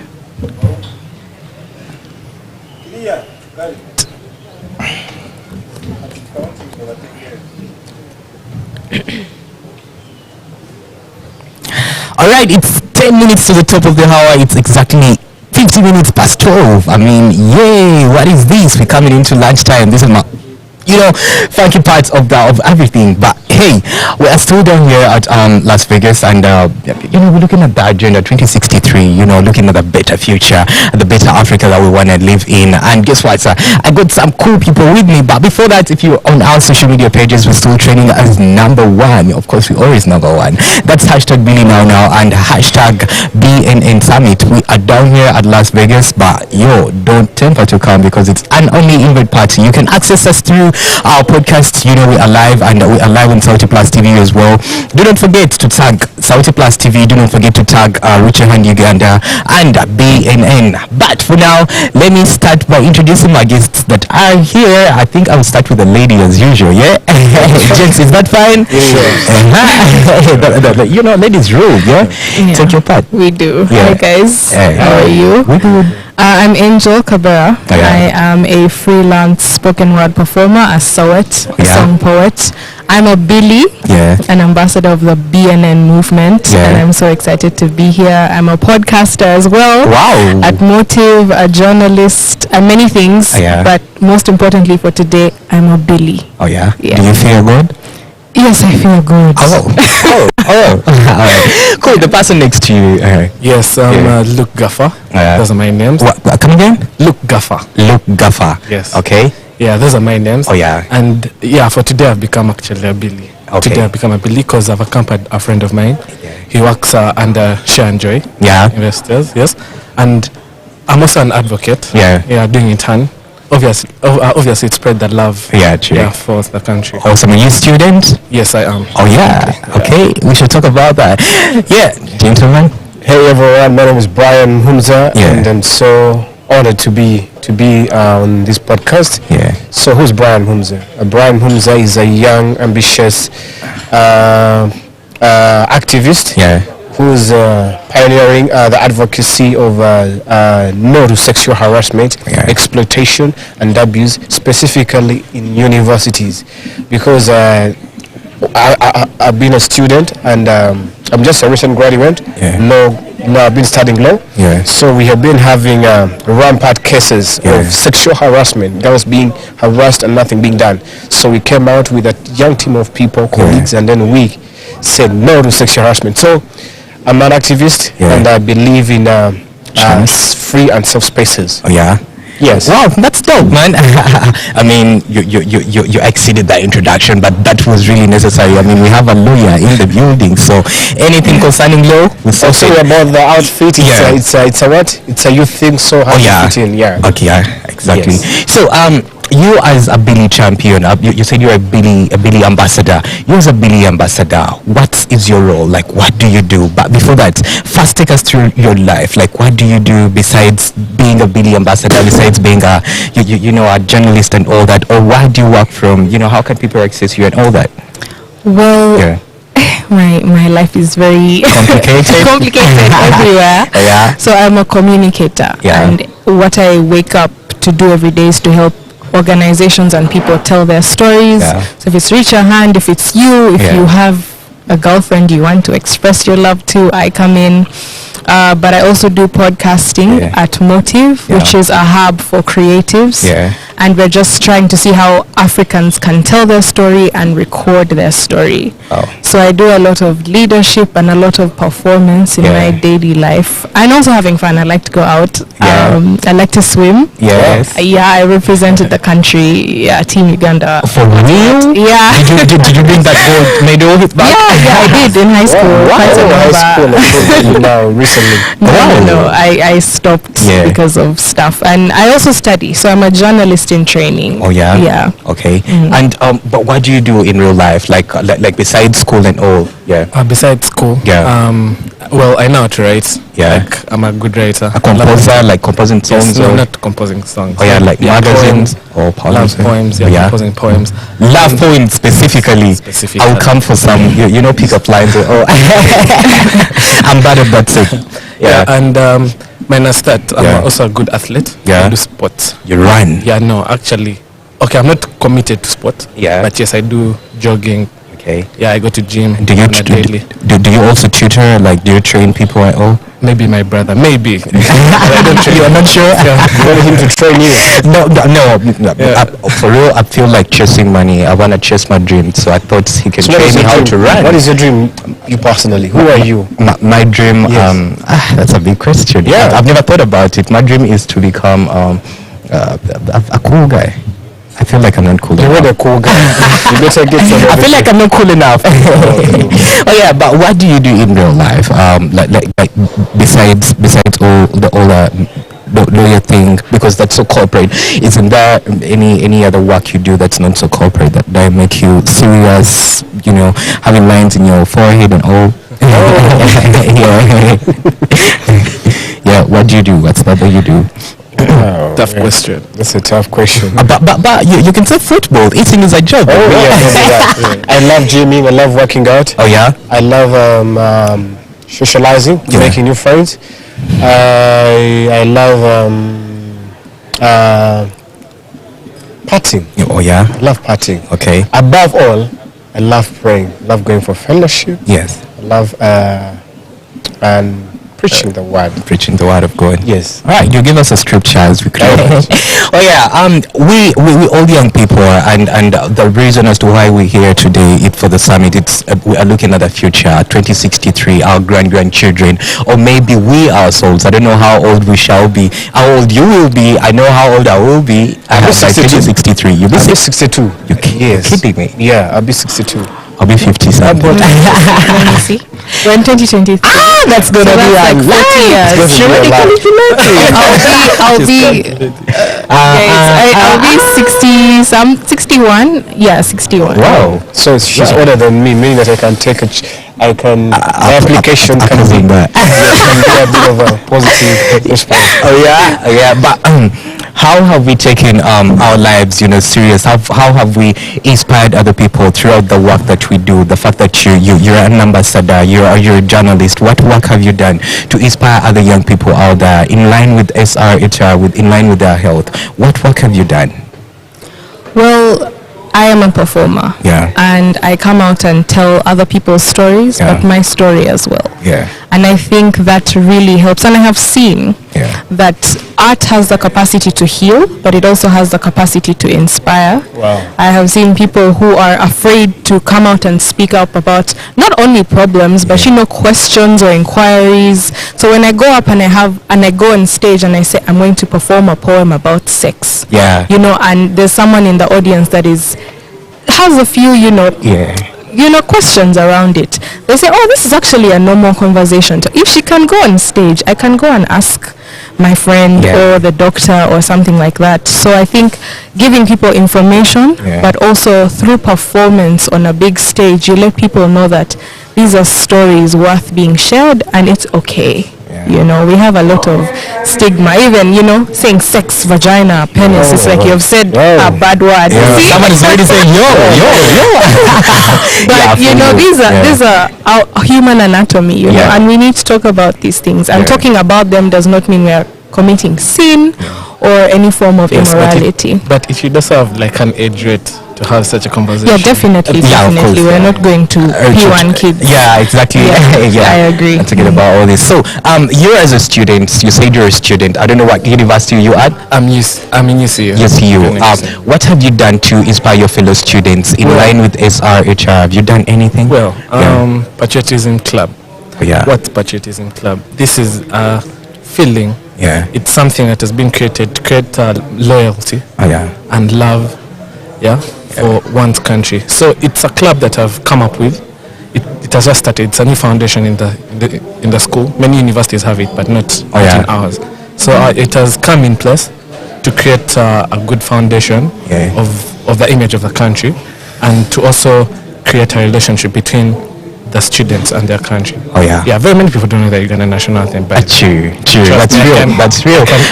I think I can only sing the first stanza. I can't sing the rest of the stanzas. That devotion that is there, it should be created to show love for a country, not only through military, but through different activities in the community. Yes. So basically, that's the kind of impression and idea I've brought into the society. Wow, that's interesting. And to you, who is always in suits, I mean, you scare our people. How do you pull all these people to come next to you? Because I mean, when I see someone in a suit and they're smartly dressed, I'll be like, man, this person has gezi somehow. You know, you're gonna tell me why you dress like this when you have this kind of hair. But you know, how do you pull all these peers? How do you communicate to them, and how have you inspired them? So yes, you're right. Yesterday I came in a suit. And surprisingly, no one came to talk to me because I felt maybe they thought this case is too serious to be appropriate for something. I don't know. They judged it before. Yeah, they judged it before speaking. So I kind of found it a bit of I'm used to that, but I was like, okay, you know what? Tomorrow I'm going to be a bit of casual, cool. True. And I don't know whether today's a bit of relaxed. Yeah. I mean, I saw you yesterday. I couldn't approach you. Truth be told. You saw me yesterday. I saw you yesterday, but I couldn't approach you. I saw you from afar. I was like, okay, he might be a CEO of an organization. Maybe our partner has So that's why. But the easiest way to approach, the easiest way I've been able to approach my peers is be able to create that free space. What do I mean? How? For example, UCU, where I've been able to study for 4 years. You also went at UCU? Yes, UCU, Uganda Christian University, that is in Mukono in the village. So, but UCU is not a village. So the easiest way I've been able to do that is being able to associate with those kind of people. The first thing you have to do, not to make your message clear to them, is to understand who they are and relate to them personally. You have to first create that friendship, that relationship. Then later on, maybe they'll be able to trust who you are, and they know you as a person. Maybe individually, we know Brian is our friend. We have been going together, maybe for different events, or we've been able to go for movies, or we go to parties together, hangouts together. So when you say something, they'll be able to listen and to even maybe be open to you, maybe even reach out to you. So it's all about association, and that's what the French people used during the colonization. That's what they call the association. Up to now, France is one of the most loved countries if you compare to the other colonizers. So I think that's the most sweetest and easiest policy. Associate with the people first. Do not rush to put a message out there. Exactly. That would be so dry and exactly. kind of thing. That communicates. So in line with the work you do you earn at the end of the day? Because what's work without pay? Are you gonna foot to work to motive all the time? Do you earn, and how does all this come in? Yes, I earn, and that's something along the way because of Billy Now. My mind was open to finances as a means to empowerment. You know how they say money yes makes the world go around. And you know, in the creative arts, it's a very tough jungle to be in. So it goes back to being brave and knowing your worth and understanding what you bring to the table, what value you bring to the table, and not being afraid or timid as a young person to ask for what you're worth. So yes, I do earn from what I do. And where I'm not earning financially, there are many other ways to earn. No one is paying me to be a Billy, but I'm exposed to new people. I've met lawyers, possible friends. I'm meeting people from different countries. I'm getting opportunities to travel and expose myself so I can have enough information to make more money.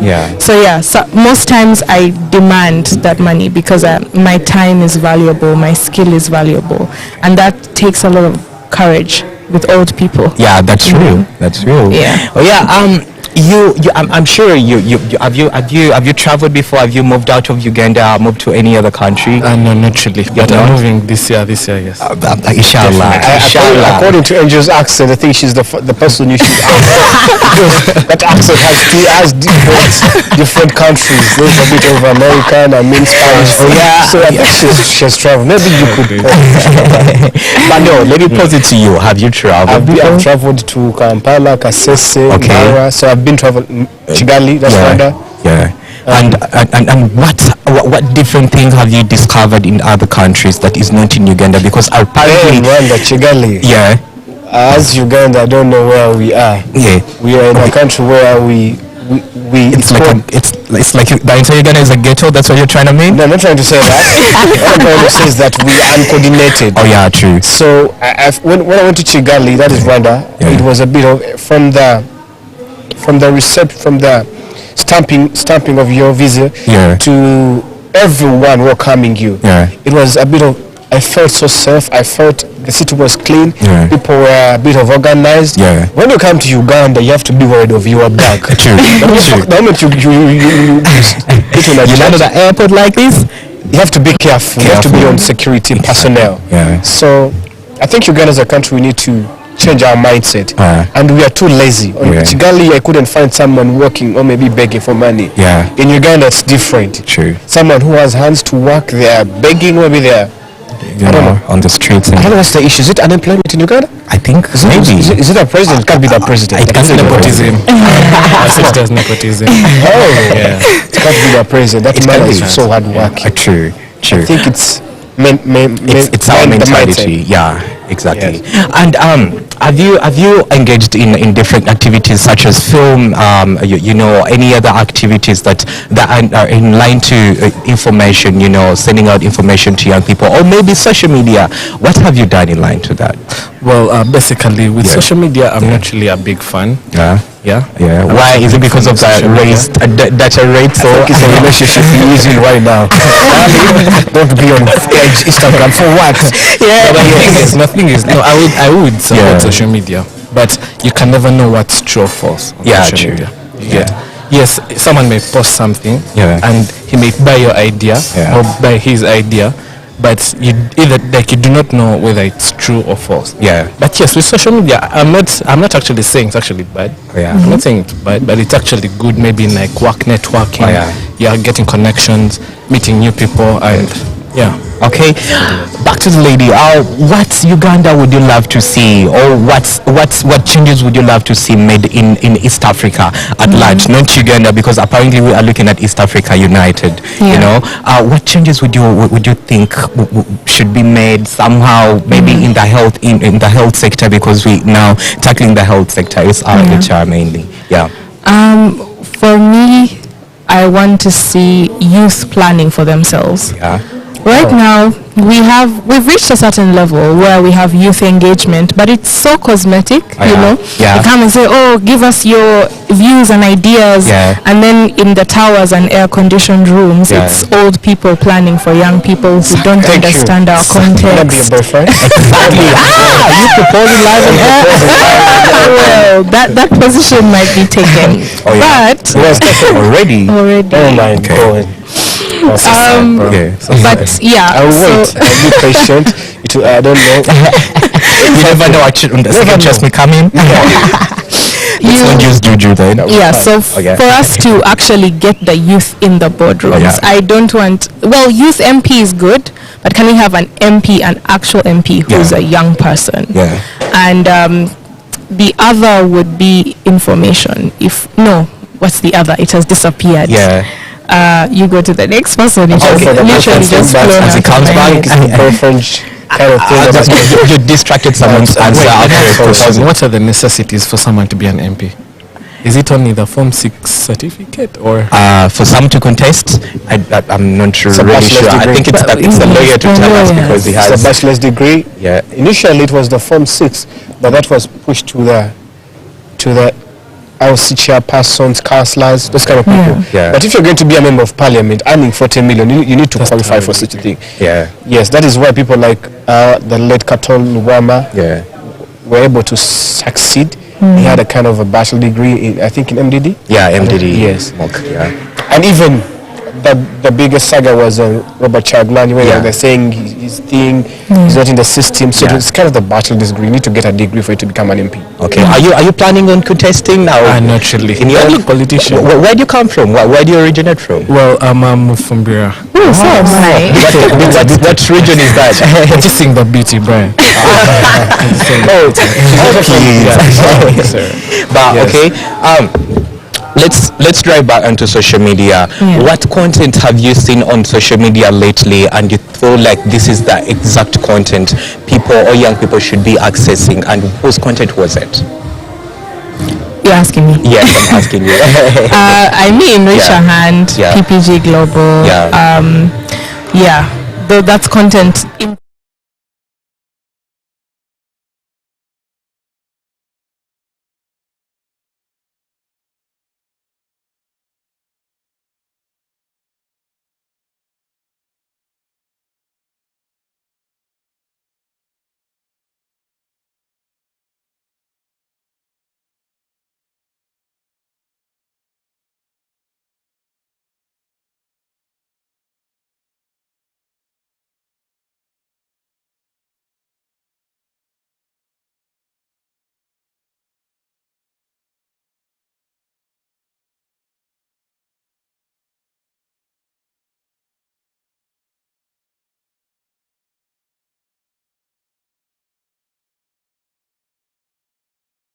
Tell them so that they can control us. No. Okay. Is it? No. But okay. Okay, let's move on to that. So back to you. Most people, most young people think gymming or keeping fit is wastage of time. That's a good question. Yeah. Someone would think me going to the gym each and every single morning, it's wastage of money. I mean, people look at me like, why don't you find a job, a real job, and start working? What do you have to talk about it, and what good have you gotten from gymming? All right. So let me start with Museveni. In COVID-19, he came out and said, I see young people gymming for what? Push-ups, just small. It will be enough for you. Gymming for what? You want to with who? You get it? Yes. So I feel like what the community perceives towards people who love their bodies, it is a kind of disheartening. Exactly. I feel like when you gym, you think right. Yeah. Because personally, before gymming, academic-wise, I used not to perform so well. Yes. But when I removed then that is tough I used to do, the unnecessary things I used to do, and I fixed gym, or working out, or maybe, I don't know, whatever it could be, maybe running, jogging, going to the gym, pushing a bit of a few equipment. It was a bit of first of all, I was going through a depression. I used to do drugs. So it's depression that pushed you to start gymming. Exactly. Okay. I used to go to parties, used to have different girls, used to do different kind of dirty stuff. To make myself happy. So I thought I had to get something that was as big as that to fix sin. So gym kind of helped me get on track, think right, and improve myself, not only maybe physically, but even academically, spiritually, and when you step in a place and when you walk, exactly, you know that, we just pretend like okay. Well, I would love to supplement. Gymming, basically every activity is mental, guys. Mental. Everything is mental. Gymming is mental. Sports is mental. It's you who goes with that mindset of that. Let me do it. At the same time, even addiction, I would say it's mental. Because you can decide to either stop to do something or keep doing it. So with gymming, yes, it might have, some people gym because they're depressed. Some people gym to have good bodies. Some people gym to be fit. Some people gym just basically to I don't know, maybe past time. Yeah, people have their own different mentality. Health. Health. Exactly. But the reason for gymming, guys, is it makes you keep the body fit. True. Yeah? True. I'm going to go there, I'm going to be motivated. Yeah. Either by the methods. Gymming is not all about lifting weight. It's not about the weight. I can be lifting a bar every day, but I'm getting fit. True. Every day that passes by. Exactly. Yeah, so basically that's the whole point of gymming. All right, back to the lady. I'm seeing you with fancy hair, nice hair. Have you ever been in a situation whereby you've moved into this office, but then they bounced you because of your dressing style, because of your hairstyle? Has that happened to you before? I've never been bounced, but I've had quite a number of looks. In lecture rooms, especially in lecture rooms. The lecturer treats you differently. They're calling you a muyaye. But I like such experiences because I get to teach people that there's more than meets the eye. And just because I choose to express myself in such a way, to understand before you judge. So I use it as an opportunity to teach. Walk by faith, not by sight. But I've had it easy, I would say. But I know guys with dreadlocks, people with piercings, or I've never seen. I think I've only seen one lawyer with dreadlocks. Semakade, yes. And is it legal in Uganda that a lawyer shouldn't have dreadlocks? We have what they call the code, the ethical code. Things you have to be. If you want to be a lawyer, you have to subscribe on what they call the Uganda Law Society. And they have a code that you have to follow. In case you do not, maybe your license is terminated or terminated. Sort of. Wait, isn't it the dress code? Not dress code from the hair, from the kind of suit you put on. Even the kind of suit. Yes. What? You have to put on a dark kind of suit. You're not supposed to dress anything. That's why you imagine in a peach, No, it's not dark. Yes. Okay. Something that applies to the ladies. So the law section is a bit of conservative. Call it tradition, but I think it's good. Would you trust a lawyer with dreadlocks? I don't know. I have a feeling that everybody with dreadlocks is calm and cool and they are professional. You are one of a million. I have that feeling in me. Back to you as we wind up. In just a few words, what would you tell a 16-year-old you in case you would find them, or a 14-year-old you? Well, I would first tell them that there are very many better and bigger things, not only in our border. The world is big. You can go and practice because very many youth of today and very many kids think that Uganda is the only place where you can actually generate ideas, do activities, but the world is actually big. There's a lot for us to see and there's a lot for us to learn. So let your mind not be this small, let it be wide and you generate more knowledge from all along Gaffa, you have a critical thinker. Bad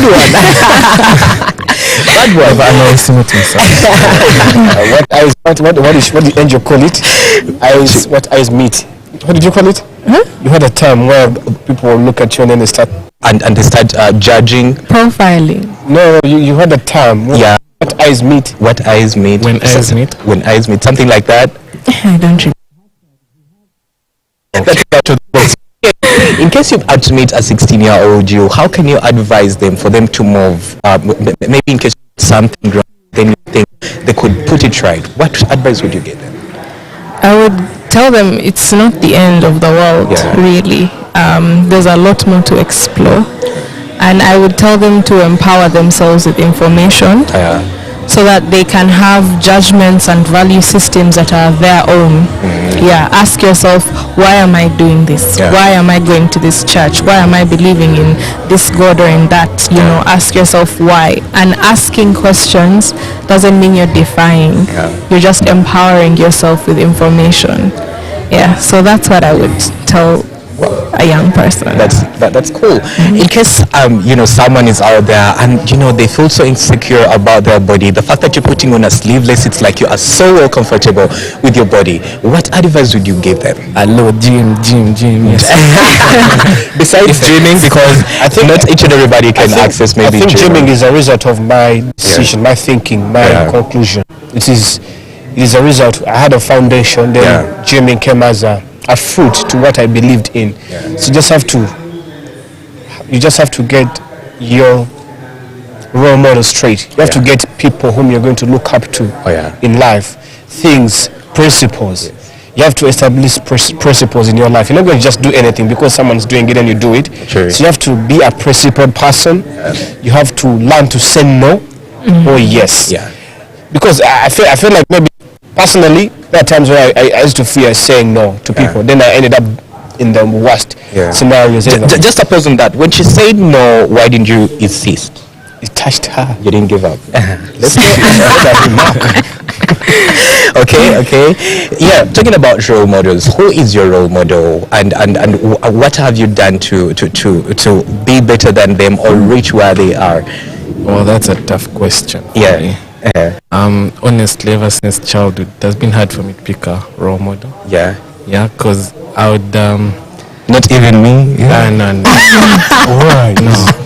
It has been hard for me to pick a role model because I've grown up in a society that has made me think in a certain way that I should stand up and maybe look for my future goals and be that person so that I can maybe motivate someone else. If someone else can't motivate me, I can motivate someone else. Yeah. Okay, and who is your role model as we wind up? That's such a hard question. You just give them shout outs like, hey, my role model is dead. Oh yeah. Yeah, I think he's dead. Leonardo da Vinci. I really draw inspiration from a lot of his work. And Leonardo da Vinci was an artist but an informed human being that was able to transcend all of these barriers we have as human beings.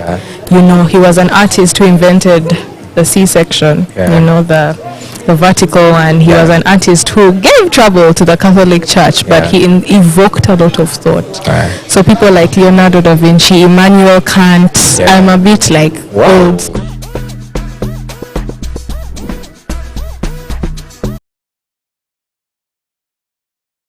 Can I enjoy myself? I can. You can? Yeah. Wow. So Angels is a true description for beauty with brains. Exactly. I mean, brilliant ideas. Right? So who is your role model and what have you done to reach where they are or be better than them? Sorry guys, but I'm going to tell you, I'm going to be honest with you. Jesus is my role model. Wow. So you want to be like Jesus? So you want to be a creator? There for us. I feel like he discovered what the world wasn't offering, so he did offer. He was willing to sacrifice. People were ignorant on what he was doing. They judged him, they criticized him, but he never stopped loving each and every one, to the extent of him dying for us. Bro, that guy's my role model. So what would you communicate to our youth today that's getting false information about religions? Because there are very many different religions exactly. that are very false. So what advice would you? You see, it's simple. Even Jesus, they approached him some time back. When you read the Bible, one of his disciples came and approached him like, yo, Master, we hear somebody preaching the gospel down there. What should we do? Should we go beat him down or we... No. Do not do anything. If he's preaching about the kingdom of God, that is so good. Well, his motives, he will be judged for his motives. So if people are preaching, you have to know what they're preaching. Pick what is important to you. What is not important to you, please let it go. Judgment belongs to God. We shouldn't leave judging people. But that pastor is not good. Just leave the things for God. I pause right there. We say judgment is for God, but as judges, as lawyers, as you know, we judge and you know give people punishments. Do you think it's right? Organized and systematic, and in a way it will create harmony. Yes, that's so smart. Let's end with our scripture that you promised us, and we call it a day. Before we end the scripture, I want to invite each and everyone. Brian. I'm a lawyer by profession. I'm the executive director of Share Joy International. What is Share Joy International? How do we phrase in the most inclusive way? So I appreciate the fact that we've gotten here, ladies and gentlemen. When we come back in the afternoon, we should be back here seated by 2:30 because we have something that needs to happen. Creating plays for people visiting schools, but all those plays will be centered around making people be brave enough to fight or maybe to stand for themselves, and also to put out the vices that take place. Some people don't know that such a thing is whatever is happening to them is sexual harassment. So when we educate these young people of what sexual harassment is in interesting kind of ways, it will be a bit of more educative and more. We are awarding certificates to the participants at 3, and therefore, and others online are joining, so that's an important part. And then we finish the day by making brave commitments. So that's what we have going on. This is perhaps the most exciting afternoon of all. The nice and exciting things that have been happening. This is it. It resembles nicely. So let's see you at DJ. Giving you the power to step on deadly substances. You will be attacked, but no harm shall befall you. Go preach the gospel to the world. When you look at Richard Hand Uganda, Humphrey is doing what they call the applicable preaching of the gospel. He's touching people. It's not a more of a theory like how pastors do. So even in Richard Hand Uganda, join other NGOs, other organizations, they are doing what they call the spreading the gospel. Spreading the gospel is spreading love. Psalms 19 is the same message. Spread the love. Spread the love. And we love you all. Alright, let's spread the love, and I'm already spreading the love. It's been awesome having you guys, and hoping to see you guys soon. I'm looking forward to be hosted on your podcast. Looking forward, I don't think I'm a criminal. I don't think, but maybe someday when I need to register myself, I can access you. And we are looking for you. You didn't tell us what course exactly you're doing. Before you end, and you talked about communication. Exactly. So, do you have? Okay, I'm sorry to pose this question. How many exes do you have? How many exes do I have? Do you have? That's confidential information. Like you can be like 1 or 2. The right to privacy. Okay, but do you have any? Do I have exes? Yes, I have exes. Okay. So you said you're good at people should be good at communication. Have you been able to communicate in a relationship? That's the most difficult thing in our generation. Personally, same thing. I'm sure same thing. So how are you good at communicating? How should you communicate without girlfriends? Even those people having their boyfriends, how should they communicate? Because people nowadays have to communicate with them. I feel like saying that, but communication needs vulnerability, especially when you're with your person. So just be vulnerable enough and open.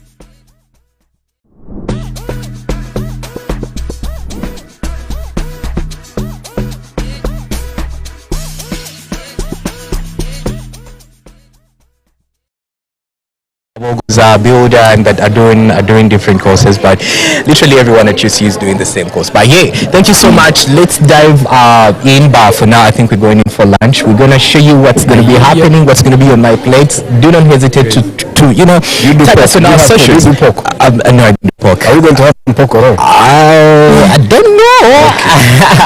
I don't know, but hopefully. So let's dive in, and we should be coming back later with more conversations and entertainment.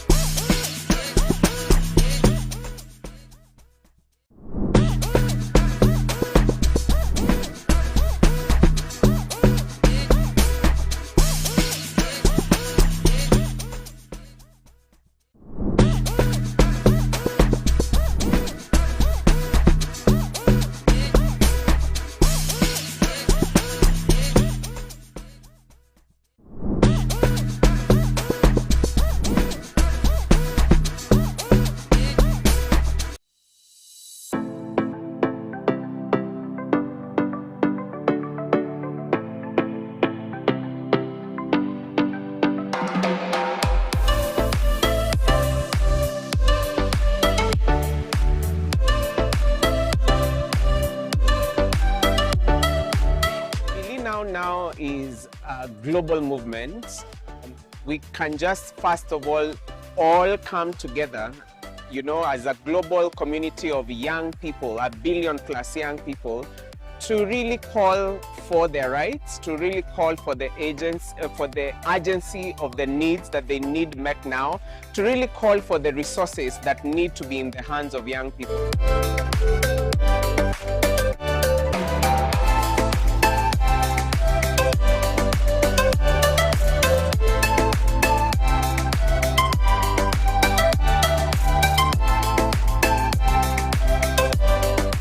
I actually see Uganda as being one of the defining countries for the movement, because as you already know, this is a global movement that is locally led, globally connected, and you know, we've been doing this in Burkina Faso, we're in Senegal, we're in Benin, we're in Kenya, and now we're in Uganda. And what I've seen here today, I have no doubt that Uganda is going to be one of those defining countries for the East Africa region, and as well is going to show us how the global movement is going to shape up.